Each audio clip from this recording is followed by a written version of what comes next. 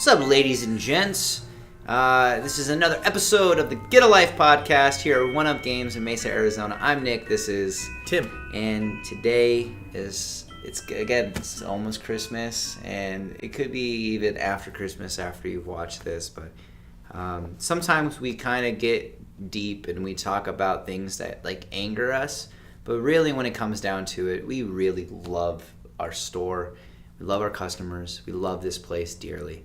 And we love the fact that some people are even nice enough to watch these podcasts and our Let's Plays and leaving comments and subscribing. It's really humbling, and we are super thankful.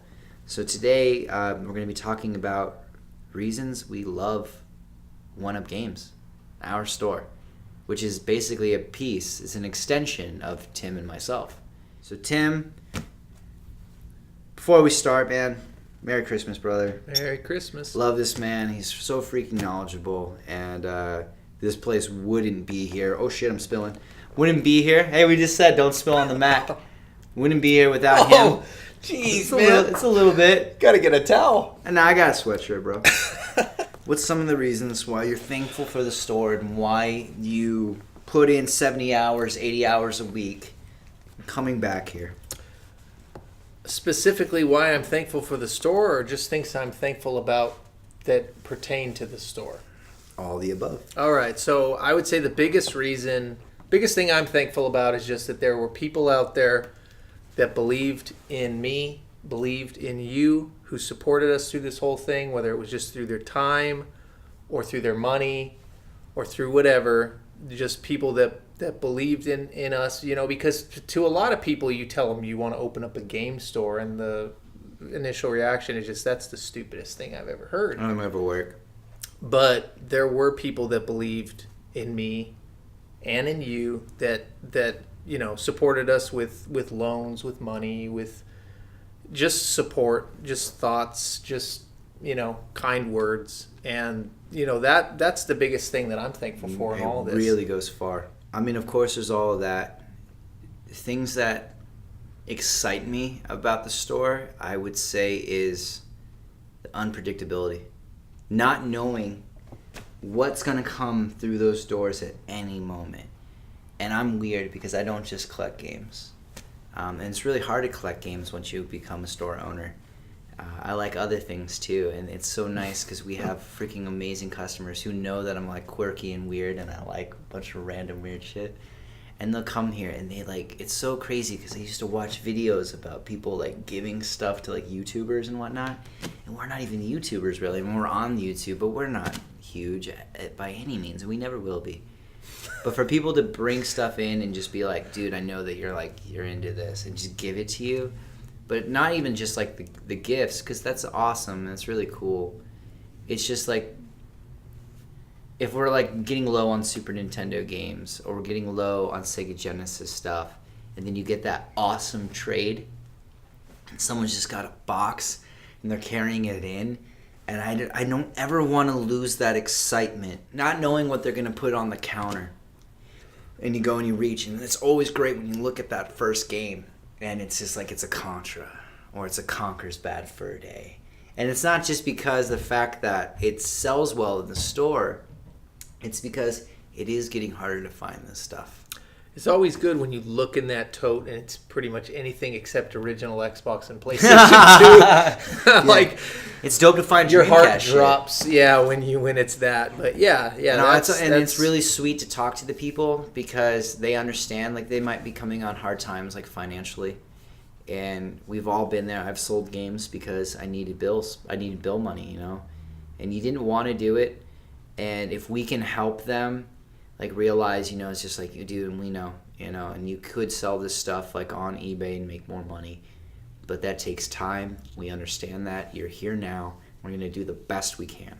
So that's one of the reasons why I really love the store, is just like the excitement of the trade, of the buying process. And I hope that never gets old, and if it does, and there's other game store owners that are out there and they possibly have the chance to watch this someday, if you've lost that excitement, look in the mirror, man. So what's another reason for you, man, that makes you want to like get up and come to the store each day? Well, I mean, of course, just every single day we get to see new people come into the store. I mean, that's another big thing. It's cool, of course, seeing your regulars, seeing people that have been coming to your store since day one or since month one or whatever, because we do have those people that come in once a week or once, twice a month or whatever. We do have people that come in every day. Every day. That we've known almost since we've been open. But just seeing new people come in, particularly when they come in and they walk up to whatever they're into, be it PlayStation 2, GameCube, Wii, or if it's the retro stuff. Even if it's like and they PlayStation just 4, start Xbox One. freaking out because they don't find this stuff anymore at Walmart and GameStop and Target. And your store is one of the few, around town that carries it. Right. And they just flip out and they start telling you, "Oh man, I remember Resident Evil 4, man. The first time I ever played Resident Evil 4." So it's cool to hear stuff like that. Of course, it's always cool to hear stuff like that. Connecting, and that's. I mean, we've talked about it with collectors. Collectors are fun. They're cool to come into the store. We support them as much as we can. It's those guys that have that connection to that one game, and they come in here. I mean, we've had stories of people like in Afghanistan and Iraq, like fighting wars and shit like that, coming in and be like, "Dude, we had an N64 at like our camp. And we all played GoldenEye." It's just a video game, but it's not. These are people who've been like torn away from their families, or not even just in that scenario. I mean, somebody who's just like, when I was a kid, I didn't have a lot of friends. And Super Nintendo was the way that I got through being lonely. And it was just like, oh, fuck, man. I know. And then you just start naming off titles. And you're just in there smiling, and for 15 minutes you made somebody's day a little bit better. When we can help somebody and we see like that smile on their face, because we'll both call other game stores if we don't have the game that they're looking for. We don't care that they're competition. I respect every game store near us. We've made personal friends. Like, we have personal friends now with some of our customers. Yeah, we do. Tournaments are fun. I mean, and like doing retro tournaments are fun, man. Because, I mean, like, these are games that you might have just played by yourself or with your brother, sister, your best friends and shit like that growing up. But then when you get to experience it with somebody brand new and you don't know any of their tactics and shit, that's really cool. That's really fun. It's like you get to relive those childhood moments. I would say, like, the biggest thing for me is it's a place, finally, where I can be myself. Good, bad, sad, whatever kind of mood I'm in. When you walk into the doors, I'm not going to be like, "Hello, welcome to 1UP Games. Please find a game. You have 15 minutes to find that game or get the fuck out." No. You want to come in and you want to hang out and you just want to talk. Come on by. It's coming up almost a year that we've been here. And it's been one of the most stressful years of my life, but one of the most fulfilling. And the cool thing is that when you get to work with like a best friend that like Tim's awesome, and we haven't even known each other a long time, but I feel like I freaking grew up with you, man. And then just knowing that like my friends come here that I've known since I was a kid, and they're so proud of the store. And we whoop them at NBA Jam. We fuck them up. Nick Tim Doe plays, bitch. So, yeah. But basically, video games are not just games to me. They are something more. And this place, even though it is just stone and a floor and a bunch of cartridges and discs, it's my home. It's seriously my home, and I hope that we can keep doing this for many years to come, and we can pass it on to our kids and their kids, and maybe even expand to other states and whatnot, and not just so much for money reasons.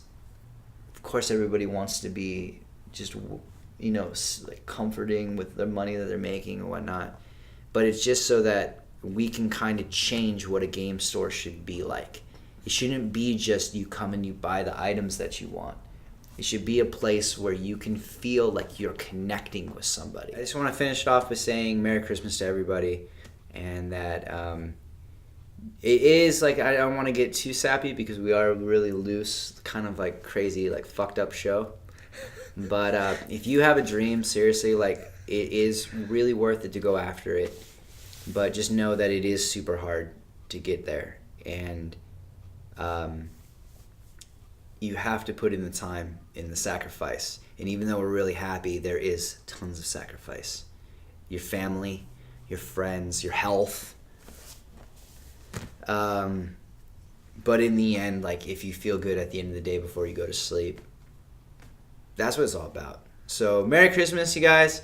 Get a Life podcast, One Up Games, and a Happy New Year. May 2017 be even more fucking chill. See you guys later.